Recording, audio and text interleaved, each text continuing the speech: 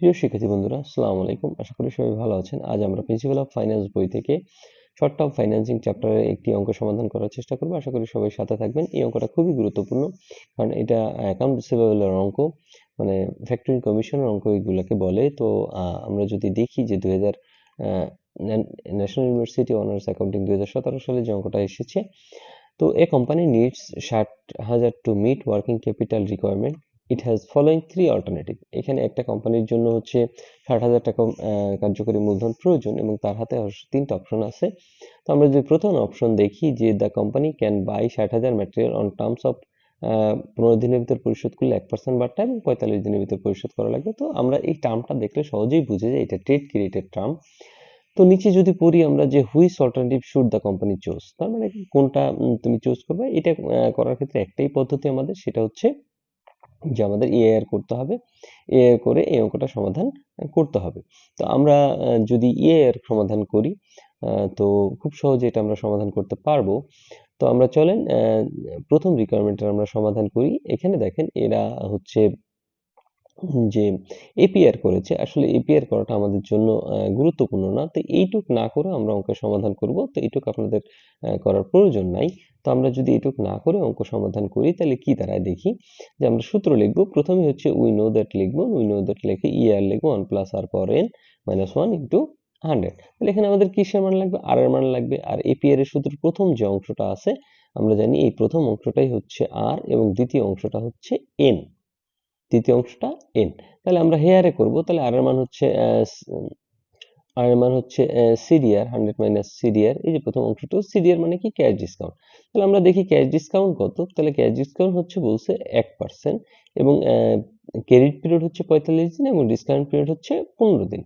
তাহলে আমরা CDR 100 minus CDR দিলে এটা আসলো 0.0101 এবং এন এর মান যদি নির্ণয় করি 360 credit period minus discount period, তাহলে ক্রেডিট পিরিয়ড হচ্ছে 45 এবং ডিসকাউন্ট পিরিয়ড হচ্ছে 15। তাহলে এটা যদি সমাধান করি আমরা 12 টাইমস আসে। তারপর যদি আমরা এখানে আর এর মান এবং এন এর মান বসাই দিই তাহলে আমাদের ক্যালকুলেশন করার পর আসে 12.82%। এখানে জাস্ট পাওয়ার দিবেন, পাওয়ার দিলে আমাদের 1.12816 আসে। এটা সাইন্টিফিক ক্যালকুলেট দিয়ে করার চেষ্টা করবেন, তো খুব সহজেই বের হয়।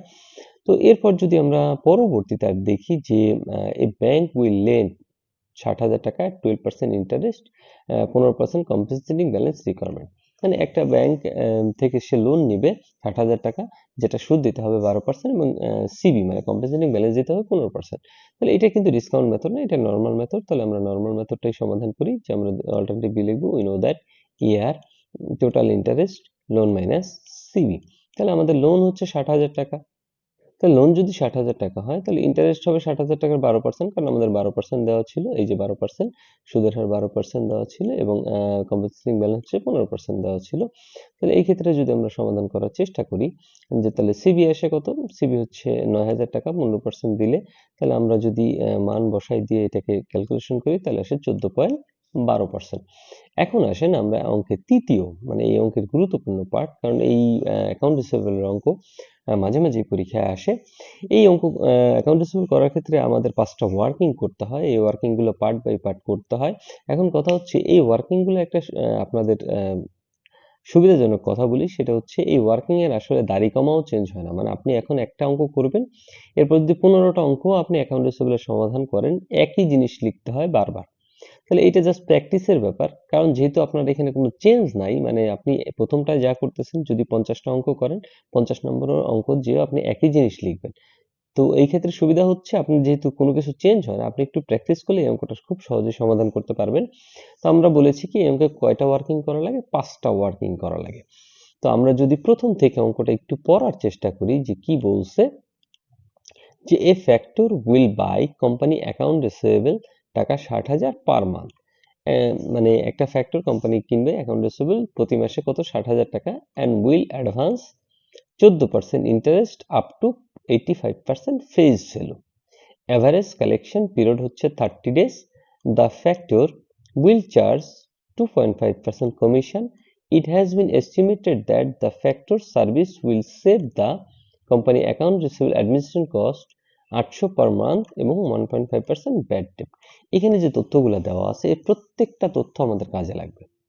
তো আমরা যদি বলেছি কি কয়টা ওয়ার্কিং করব, আমরা 5টা ওয়ার্কিং এখান থেকে সম্পূর্ণ করব।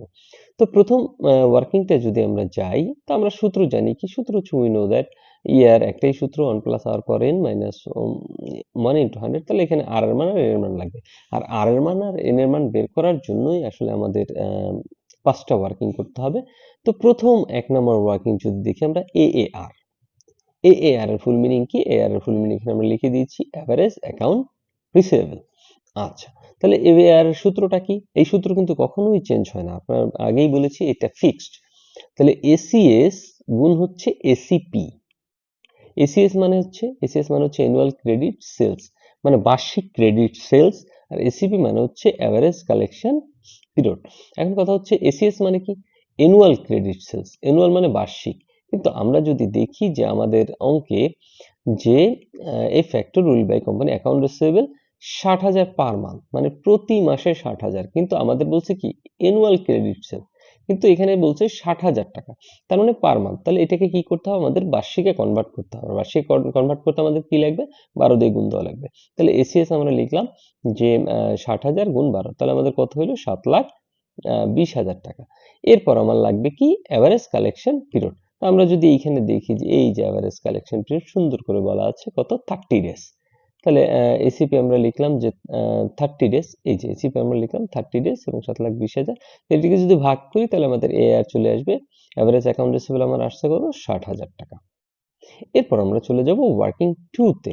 2 তে বলছে এআরটিও। এআরটিও এর ফুল মিনিং কি? Account receivable turnover. এটা হচ্ছে 360 ভাগ হচ্ছে এসিপি। তাহলে এসিপি মানে কি? এই যে আমরা এইমাত্র বলেছি এসিপি মানে হচ্ছে অ্যাভারেজ কালেকশন পিরিয়ড। তো আমরা 360 কে 30 যদি ভাগ দিই তাহলে 12 টাইমস আসে। এরপর যদি বলি যে periodic interest rate. Periodic interest rate মানে হচ্ছে আমাদের তাহলে পিরিয়ডিক ইন্টারেস্ট বের করার আগে মূল ইন্টারেস্ট রেটটা আমাকে জানতে হবে। তাহলে আমরা যদি দেখি আমাদের মূল ইন্টারেস্ট রেট হচ্ছে 14% ইন্টারেস্ট রেট। তাহলে এটাকে পিরিয়ডিক করতে হলে আমাদের কি করতে হবে? খুব সহজ, আপনারা যে এইমাত্র 2 নম্বরে এআরটিও করেছেন, এআরটিও দিয়ে এটাকে ভাগ দিতে হবে। তাহলে অ্যানুয়াল ইন্টারেস্ট রেট হচ্ছে 14%, তাহলে এআরটিও কত আমাদের এসেছিল? 12%। তো এটাকে যদি আমরা ভাগ দিই তাহলে 1.1667% আসে। তো এই ছিল 3 নাম্বার। এখন আমরা চলে যাই 4 নাম্বারে। তো 4 নাম্বারে যদি আমরা সমাধান করি আমাদের কি করতে হবে? 4 নাম্বারে table for calculation NPA. NPA মানে হচ্ছে net periodic advance. Net periodic advance. Net periodic অ্যাডভান্সটা ছকে করাই সবচেয়ে বেটার। তো আমরা যদি দেখি যে নেট পিরিয়ডিক অ্যাডভান্স কিভাবে করতে হয়। তো প্রথম নেট পিরিয়ডিক অ্যাডভান্স আমরা শুরু করব এভারেজ অ্যাকাউন্ট রিসিভেবল দিয়ে। তাহলে এভারেজ অ্যাকাউন্ট রিসিভেবল আমরা 1 নম্বরে বের করে রেখেছি। এই যে এভারেজ অ্যাকাউন্ট রিসিভেবল 1 নম্বরে বের করে রেখেছি কত? 60,000 টাকা। তো আমরা যদি দেখি এই যে আমরা লিখেছি 60,000 টাকা। এরপর দেখেন আমরা এরপর রিজার্ভ লেস করব। রিজার্ভটা কোথায় পাবো? দেখেন রিজার্ভটা খুবই সহজ। রিজার্ভটা হচ্ছে আমাদের বলেছিল যে এটার ফেস ভ্যালু আকারে রেখে দিতে হবে 85%। 85% আকারে এটার ফেস ভ্যালু ইউজ হবে। তাহলে আমাদের 100 থেকে এই এখানে যে পার্সেন্টেজটা এই ফেস ভ্যালু দেওয়া থাকে এটা 100 থেকে মাইনাস করতে হবে। তাহলে 100 থেকে যদি আমরা 85 মাইনাস করি তাহলে 15 হয়। যদি এখানে 70 থাকতো তাহলে 30 হইতো। যদি 80 থাকতো তাহলে 20 হইতো। তাহলে আমাদের এই 100 থেকে 85 মাইনাস করার পর যে পার্সেন্টেজটা থাকবে ওইটাই হচ্ছে আমাদের রিজার্ভ। তো আমরা দেখি যে আমাদের 100 থেকে 85 মাইনাস করার পর আমার আছে কত? 15। তাহলে 15টাই হচ্ছে আমাদের আসলে রিজার্ভ। তাহলে 60,000 এর 15% হচ্ছে 9,000। তাহলে আমরা 60,000 থেকে বাদ দেওয়ার পর 51,000 আসে। এই 51,000 এর নাম হচ্ছে আমাদের গ্রস অ্যাডভান্স। এটা মনে রাখবেন, গ্রস অ্যাডভান্স। এখন এখান থেকে বাদ যাবে কি? Factoring commission. ফ্যাক্টরিং কমিশনটা আমরা পাবো কোথায়? আমাদের অঙ্কে ফ্যাক্টরিং কমিশন দেওয়া ছিল। এই যে চলেন আমরা দেখি। এই যে বলছিল যে the factor will charge 2.5% commission. তো 2.5% হবে। তো আমরা ফ্যাক্টরিং কমিশন এই যে মূল টাকার উপরে হবে। কত টাকা?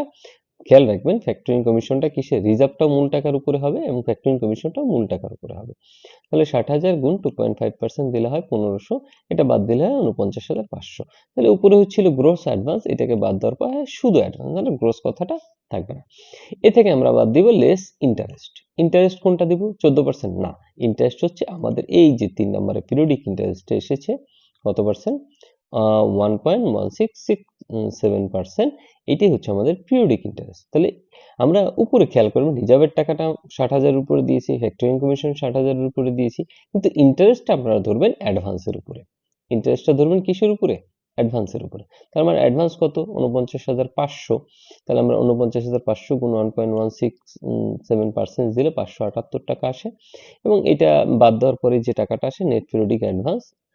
তো এইটা আমাদের 4 নম্বর ওয়ার্কিং শেষ হলো। এখন আমাদের এই অঙ্কের শেষ ওয়ার্কিং মানে 5 নম্বর ওয়ার্কিংটা আমরা সম্পূর্ণ করব। তো আমরা যদি লিখি টেবিল ফর ক্যালকুলেশন এনপিসি, উপরে ছিল নেট পিরিয়ডিক অ্যাডভান্স, এটা হচ্ছে নেট পিরিয়ডিক কস্ট। এখন একটা জিনিস খেয়াল করেন, আমরা এখানে দুইটা কস্ট অ্যাড করেছি।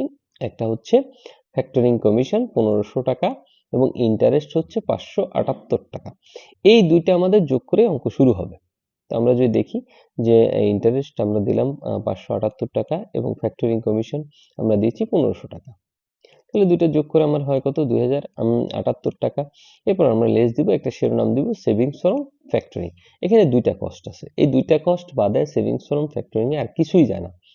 কোন দুইটা কস্ট আমরা একটু দেখে আসি।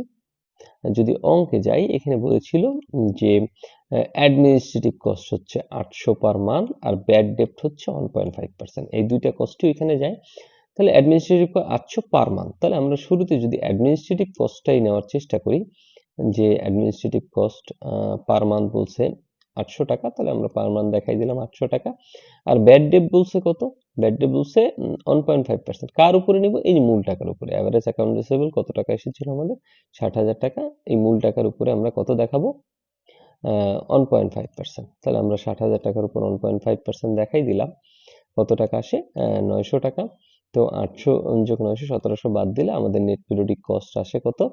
378 টাকা। এই ছিল আমাদের ওয়ার্কিং। এখন যদি আমরা মূল অঙ্কে চলে যাই, যে আর নির্ণয় করতে হবে, তাহলে আর 1 প্লাস আর পাওয়ার n মাইনাস 1, তাহলে আর এর মান কিভাবে হবে? আর এর মান হবে এই যে আমাদের এনপিসি বের করলাম, এই 378, এটাকে এনপিএ দিয়ে ভাগ করলেই আর এর মান চলে আসবে।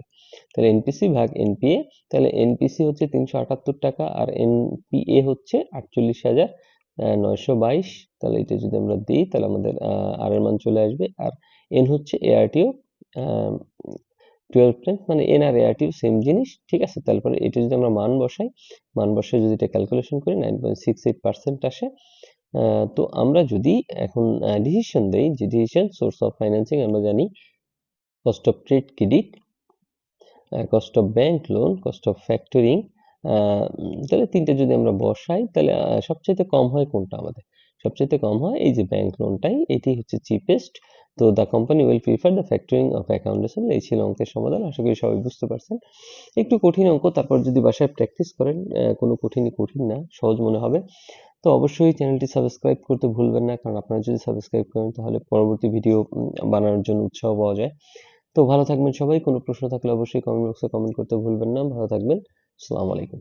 প্রিয় শিক্ষার্থী বন্ধুরা, ন্যাশনাল ইউনিভার্সিটির বিবিএ এমবিএ সকল সাবজেক্টের পরবর্তীতে আপডেট পেতে এই ভিডিওটিতে লাইক করুন, চ্যানেলটি সাবস্ক্রাইব করুন এবং বেল বাটনে ক্লিক করে রাখুন।